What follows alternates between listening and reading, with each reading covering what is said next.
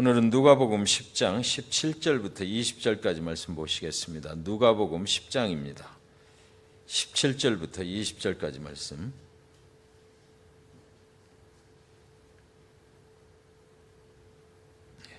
17절부터 20절까지 누가복음 10장입니다. 같이 봉독합니다. 시작.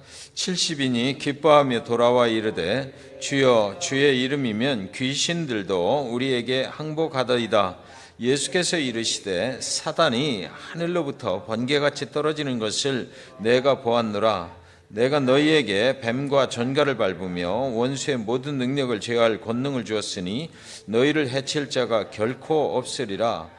그러나 귀신들이 너희에게 항복하는 것으로 기뻐하지 말고 너희 이름이 하늘에 기록된 것으로 기뻐하라 하시니라. 아멘. 능력 충만, 기쁨 충만의 비결, 이런 제목으로 오늘 본문 말씀 함께 보도록 하겠습니다. 오늘은 제자들이 전도 여행을 마치고 모두 기쁨으로 돌아왔다는 그런 이야기죠. 예수님은 제자들에게 전도하라고 70명을 내어보냈어요. 제자들이 기쁨 충만하여 돌아왔습니다. 피곤하고 지쳐 있어야 할 그들이 모두 기쁨이 충만해서 돌아왔던 것이죠. 그리고 그들이 기쁨이 충만한 이유를 설명을 하는데 10장 17절에 보면 70인이 기뻐하며 돌아와 이르되 주여 주의 이름이면 귀신들도 우리에게 항복하더이다. 이거 나가서 전도를 하는데 주님의 이름으로 하니까 귀신들도 항복하고 다 떠나더라는 얘기죠. 제자들이 기뻐하는 이유는 귀신들이 그들에게 항복하는 경험을 했다라는 겁니다. 사실은 주의 이름 앞에 항복을 한 거죠. 주의 이름으로 명령하노니 이렇게 했을 거예요. 그들이 나가서 복음을 전파할 때 여러 가지 기적 같은 일들이 막 일어났다라는 거죠. 병든 자를 위해서 기도했을 때 병마가 물러갔을 것입니다. 귀신 들린 자를 위하여 기도할 때 귀신이 빠져나갔습니다. 직장을 잃은 사람을 위하여 기도할 때 새로운 직장을 얻게 되었다라는 거죠. 중독된 자를 위하여 기도할 때 자유를 얻었다라는 것입니다. 무너져가던 사업체의 사장님을 위해서 기도할 때 사업체가 다시 살아나는 역사가 있었다는 거죠. 죽을 병에 걸린 자들을 위하여 기도할 때에 그들이 살아나는 경험을 했다라는 것입니다. 제자들이 나가서 주님의 이름으로 할 때에 그런 일들이 막 일어났다라는 거예요. 제자들의 이번의 경험은 정말 놀라운 경험이었을 것입니다.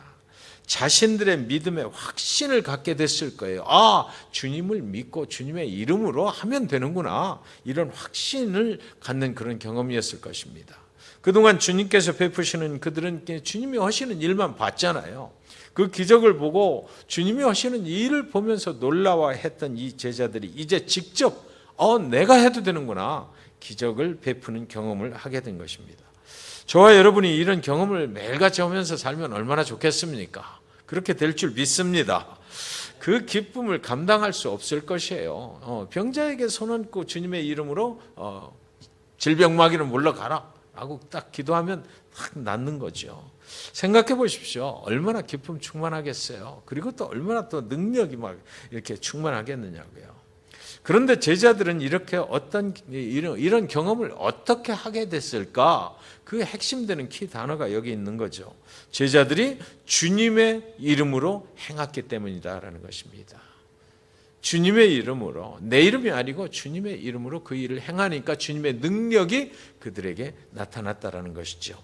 귀신 들린 자들을 위해서 주님의 이름으로 기도할 때에 귀신들이 우리에게 항복하는 경험을 했다라는 것이에요.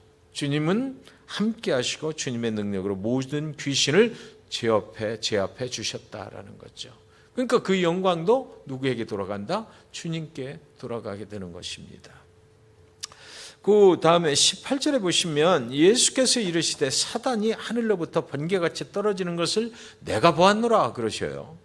실제 일하는 현장에서 제자들은 그것을 볼 수가 없었어요. 사단이 하늘로부터 떨어져 내리는 것은 제자들은 볼 수가 없었는데, 그런데 주님은 사탄이 굴복해서 하늘에서 땅으로 번개같이 떨어져 내리는 것을 보았다 말씀하십니다.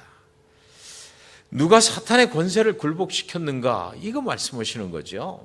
주님이 하신 것이란 말입니다. 그 순간에 주님께서 일하고 계셨다라는 것이에요. 제자들이 주님의 이름으로 복음을 전파할 때 주님께서 제자들이 기도하는 병든 자들에게 붙어있는 사단의 권세를 굴복시켰다라는 거죠. 뒤에서 주님이 일하시고 계셨다. 그 제자들은 주님의 이름만을 사용하셨다. 지금 일하고 계신 주님의 능력이 여기 임하십시오라고 했던 거죠. 복음을 듣고 영접하는 자들에게 붙어 있었던 사단의 권세를 주님께서 꺾어버리신 것이다라는 것입니다. 제자들과 함께 하시는 주님이 하신 일이에요. 우리가 그러니까 주님의 이름으로 행할 때 주께서 일하신다라는 거죠.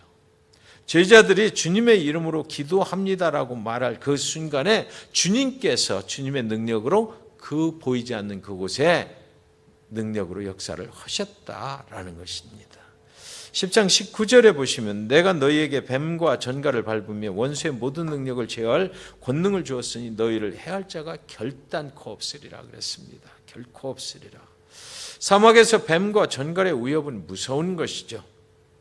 한 번 물리면 죽음입니다. 이 말씀은 주님의 이름으로 복음을 전파하는 제자들을 주님께서 모든 위험에서 보호해 주신다는 약속의 말씀인 것입니다. 우리가 주님의 이름을 높이면서 주님의 이름으로 능력을 행사할 때에 우리에게 붙어 당기는 뱀과 전갈로부터 주님께서 우리를 보호해 주신다는 약속의 말씀입니다. 이스라엘 공동체를 광야에서 보호하셨던 그 하나님의 능력으로 보호해 주신다는 약속인 것입니다. 오늘날 예수 그리스도를 믿고 복음 안에서 주님의 이름으로 복음을 위하여 수고하고 헌신하는 저와 여러분을 향한 약속의 말씀인 것을 믿으시기 바랍니다. 것입니다. 그런데 이렇게 기뻐하고 있는 제자들에게 그런 기적보다 더 중요한 기적이 있다고 또 말씀하시네요. 10장 20절에 보면 그러나 귀신들이 너희에게 항복하는 것으로 기뻐하지 말고 너희 이름이 하늘에 기록된 것으로 기뻐하라 하시니라 그랬어요. 이 세상에서 기적이 일어나는 것, 표적과 기사가 일어나는 것, 그것만 추구하지 말고 진짜 네가 구원받은 그것으로 기뻐해라라는 거죠. 성경에는 두 가지 대조적인 족보가 기록이 되어 있더라고요. 하나는 창세기 5장에 있는 아담의 후손들의 족보입니다. 이 족보는 계속해서 뭐로 끝나냐면 죽었더라로 끝나요. 또 하나의 족보는 마태복음 1장에 나와 있는 족보거든요. 신약에 있는 족보예요. 이 족보는 낳고의 연속입니다. 구약의 족보는 낳고 살다가 죽었더라라고 끝났고요. 이 신약의 족보는 계속해서 낳고 삶이 연결되는 그런 족보예요. 인생의 모든 기록은 구약에서는 죽음으로 끝난다라는 거였죠. 사망의 족보입니다. 신약의 족보는 죽었더라가 없어요. 예수님의 족보는 생명의 족보라는 거죠. 예수님의 족보에 나오는 사람들이 죽지 않았다는 말이 아니고요. 이들은 구원자이신 예수님을 통해서 죽음 저 건너편까지 영원히 계속될 그 생명, 부활의 생명을 얻은 사람들이다라는 그런 영원한 생명의 족보인 것입니다. 예수님의 족보는 그래서 요한복음 11장 25절 26절 보시면 같이 읽읍시다. 시작. 나는 부활이요 생명이니 나를 믿는 자는 죽어도 살겠고 무릇 살아서 나를 믿는 자는 영원히 죽지 아니하리니 이것을 내가 믿느냐. 아멘. 즉 구약은 인생은 죽음으로 끝나고 신약은 영원한 생명으로 연결이 된다라는 것에 초점이 맞춰서 기록이 됐다라는 것이죠. 예수님 이후에는 이렇게 변했다라는 것입니다. 요한복음 5장 24절에 같이 읽겠습니다. 시작. 내가 진실로 너희에게 이르노니 내 말을 듣고 또 나 보내신 이를 믿는 자는 영생을 얻었고 심판에 이르지 아니하나니 사망에서 생명으로 옮겼느니라. 아멘입니다. 기적 중에 기적은 사망에서 생명으로 옮기는 거죠. 이런 기적이 세상에 어디 있습니까? 한 사람이 예수님을 믿는 순간 사망의 족보에서 예수님의 영원한 생명의 족보로 그 이름이 옮겨진다라는 것입니다. 이것은 정말 기적 중에 기적인 것이죠. 그래서 너희들이 이 세상에서 주님의 이름으로 행해서 기적과 표적을 나타내는 것도 중요하지만 그러나 정말 중요한 것은 너희의 이름이 저 영원한 생명책에 기록된 것, 그것이 기적이다. 그것으로 기쁨 충만해라라는 것입니다. 기쁨이 충만한 삶을 살기를 원합니다. 정말 그랬으면 좋겠어요. 그런데 이 키가 뭡니까? 주님의 이름으로 행할 때 기쁨이 있다라는 것입니다. 우리 자신의 이름이 아니고 주님의 이름으로 행할 때, 주님의 이름을 높일 때 우리한테 기쁨이 충만하고 능력 또한 충만한 삶을 살게 된다는 것입니다. 주님의 이름으로 모든 것을 행하면 기적 같은 그런 경험들을 하게 된다라는 것이에요. 영혼 구원을 목표로 하면 된다라는 거죠. 예수 그리스도의 이름으로 영혼들이 구원을 받을 수 있는 거 아닙니까? 가장 중요한 것은 그거다라고 그것 때문에 기뻐하라라는 것이에요. 주님의 이름으로 사람들을 죽음의 족보에서 생명의 족보로 옮겨가는 일을 하라라는 것이죠.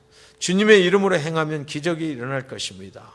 귀신들이 빠져나가는 기적을 경험하게 될 것입니다.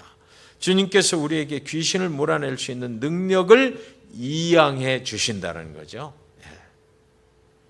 행하시는 분은 우리와 함께 하시는 주님이시지만 그 기쁨은 우리가 누리게 된다라는 것입니다. 내 이름이 아니라 주님의 이름으로 행하면 우리에게 기쁨이 충만해질 것이다. 오늘 그 성경에서 하시는 말씀입니다. 그러니까 우리의 사역의 목표는 무엇입니까? 주님의 이름으로 뭘 하라고요? 영혼 구원을 하는 일을 해라는 거죠.